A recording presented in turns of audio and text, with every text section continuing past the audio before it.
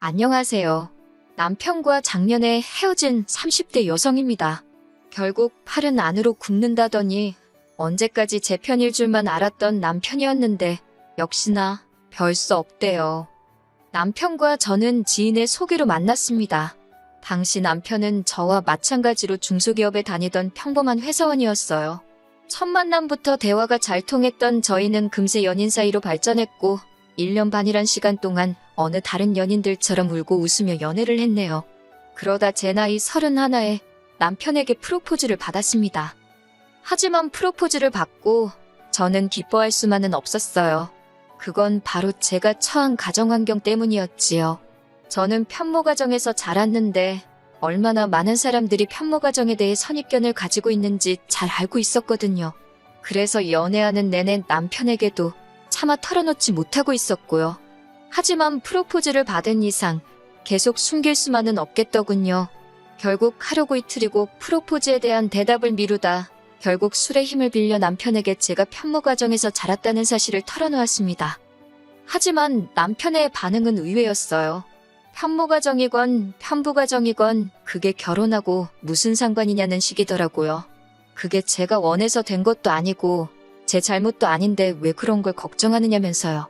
그러면서 덧붙이기를 어머님 아버님도 그런 편견 같은 건 없으신 좋은 분들이라며 저더러 너무 걱정하지 말라대요. 하지만 남편의 예상은 보기 좋게 빗나가 버렸습니다.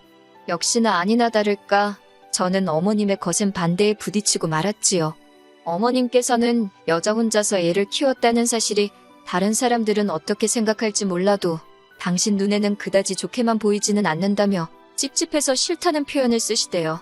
생각지도 못한 어머님의 배려 없는 말씀에 너무 속이 상한 저는 저도 모르게 그만 눈물을 보였습니다.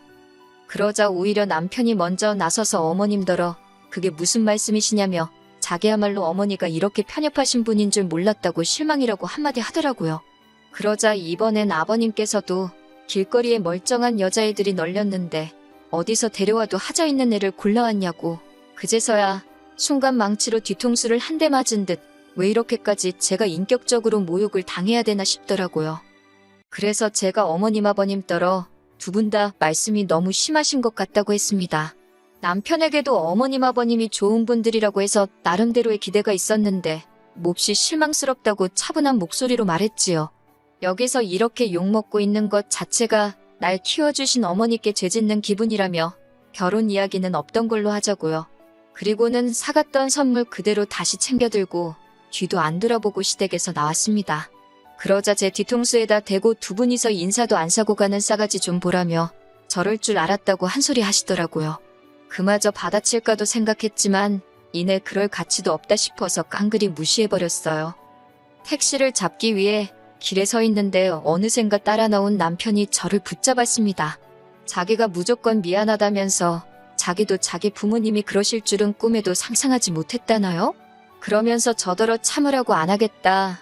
이해해달라고도 안 하겠다 하지만 결혼은 자기랑 하는 거지 시부모님이랑 하는 게 아니지 않냐며 자기 하나만 믿고 따라와 줄 수 없겠냐 그러더라고요. 그렇게 말하는 남편의 눈빛과 목소리에서 진심이란 걸 알 수 있었지만 이미 상처 입은 제 마음이 쉽게 풀어질 리 없었지요. 저는 다시 한번 이별을 고하고 택시에 올라탔습니다. 그리고 며칠 후 주말이었어요. 남편으로부터 오는 연락도 모두 무시하던 중이기도 했고요. 벨소리가 울려 나가보니 남편이 서 있더라고요. 저는 친정어머니랑 둘이 있었는데 친정어머니는 어느 정도 상황을 다 알고 계셨거든요. 친정어머니께서 그래도 여기까지 왔으니 문은 열어주라 하셔서 문을 열었습니다. 그랬더니 남편이 아무 일도 없었다는 듯 과일 바구니랑 꽃다발을 내밀면서 보고 싶었다 그래요. 처음에는 천연덕스러운 그의 모습에 기가 차서 어이가 없었습니다. 그런데 이윽고 남편이 저희 어머니 앞에 무릎을 꿇더니 그날 일은 자기가 다시 한번 사과하러 왔다며 정말 죄송하다고 하대요. 자기 부모님이 그렇게 막무가내로 나올 줄은 몰랐다면서 장모님이 자기 좀 도와달라나요? 남편이 정말 저러다 땅을 파고 들어가겠다 싶을 만큼 머리를 푹 숙이고 연신 죄송하다 해대니 솔직히 마음이 너무 아프고 흔들리더군요. 그리고 남편이 돌아간 후 왜인지 눈물이 하염없이 쏟아지대요. 그 모습을 보신 친정어머니께서 저더러 그냥 결혼하랍니다. 막말로 시댁에서 난리를 쳐대도 저희 둘만 잘 살면 결국 저희가 이기는 거나 마찬가지라나요. 그렇게 친정어머니의 지지를 받으며 저와 남편은 부부의 연을 맺었습니다. 상황이 상황인 만큼 결혼식은 가까운 가족 친지들만 모셔서 진행했어요. 외조부모님과 친정어머니가 5천만 원을 보태주셨지만 시댁에서는 당신들 입으로 땡전 한 푼 못해준다 하시길래 알겠다 했고요. 이후로 첫 해에는 정말 누구 말만 따라 모질이 소리를 들을 만큼 시댁에 잘하려고 노력했어요. 그런데 저도 사람인데 명절이고 생신이고 제 딴에는 한다고 해도 흠만 잡으시고 싫은 소리만 하시니 환장하겠더라고요. 게다가 제가 서운한 마음을 내보이기라도 하면 마치 벼르고 있었다는 듯이 너 그럴 줄 알았다. 시부모가 네 비위를 맞춰줘야 되는 거냐며 막무가내로 화를 내셨지요. 결국 견디다 못한 제가 남편에게 너무 지친다고 내가 언제까지 이렇게 무시당해야 하는 거냐 물었습니다. 그리고는 지금이라도 당신 놔줄 테니 어머님 아버님한테 가서 그 집 아들로 살라고 했지요. 그랬더니 남편이 앞으로는 시댁에 내려가지도 말잡니다. 연락도 안 드려도 된다고 신경 쓰지 말래요. 그리고 그때는 저도 이제 모르겠다는 심정이었기에 그러겠다 했습니다. 한편 저는 다니던 회사를 나오게 되었어요. 제가 원해서 나온 게 아니라 회사가 부도가 나면서 어쩔 수 없는 선택이었네요. 처음에는 다른 회사로 이직을 할까 생각도 했지만 외조부모님과 친정어머니의 조언을 따라 작은 식당을 열었습니다. 제가 시댁에 연락을 드리진 않았지만 남편은 그래도 종종 연락을 하는 듯 했어요. 아마 그래서 어머님이 제가 식당을 한다는 사실도 알게 되신 것 같아요. 그런데 하루는 철딱선이 없는 신우가 기껏 문자로 한다는 소리가 어머님이 저더러 가지가지한다고 그러셨다대요. 그런 소리라는 어머님이나 그걸 말이라고 전하는 신우이나 한심하기 짝이 없더라고요. 하지만 그럴수록 저는 더 열심히 식당 일에 매진했습니다. 하루에 12시간 이상 일한 날도 많았고 손목과 무릎은 보호대가 없으면 버틸 수 없는 지경에 이르렀달까요. 그럼에도 불구하고 어떻게든 자리를 잡겠다는 욕심에 일을 쉴 때는 동네와 아파트 단지들을 돌아다니며 전단지까지 돌렸어요. 정말이지 제가 할 수 있는 일은 다 한 것 같아요. 물론 남편이 집안일을 도와주긴 했지만 말이 나와서 말이지만 솔직히 어지르는 사람이 있는 것도 아니고 식사도 둘 다 밖에서 해결하는 상황이었으니 남편이 많이 힘들었을 거라고 생각하네요. 무엇보다 초반에 남편은 식당 일 자체엔 회의적이었기 때문에 식당 일에 있어서는 작은 일도 도와달라 하지 않았습니다. 그리고 노력은 배신을 하지 않는다더니 오픈 6개월 만에 이거저거 다 빼고 제 손에 600 떨어지더라고요. 이후로도 가게 매출은 계속해서 늘어만 갔고 월 평균 1000이 남의 얘기만은 아니었지요. 식당 일에 대한 남편의 태도가 달라진 건 당연했고요. 한편 그렇게 장사한 지 2년쯤 되었을 무렵이었습니다. 하루는 남편이 뜬금없이 하지만 조심스럽게 어머님 아버님이 이제라도 저와 잘 지내고 싶어 하시는 눈치라며 언제 한번 밥이라도 먹으러 가자는 거예요. 그 말을 듣곤 솔직히 5만 가지 생각이 들대요.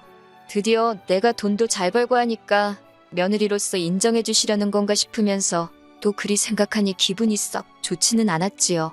하지만 남편이 무조건 피하는 게 능사는 아니지 않냐며 한번 부딪히기라도 해봐달라길래 남편을 위해 시댁을 찾게 되었습니다.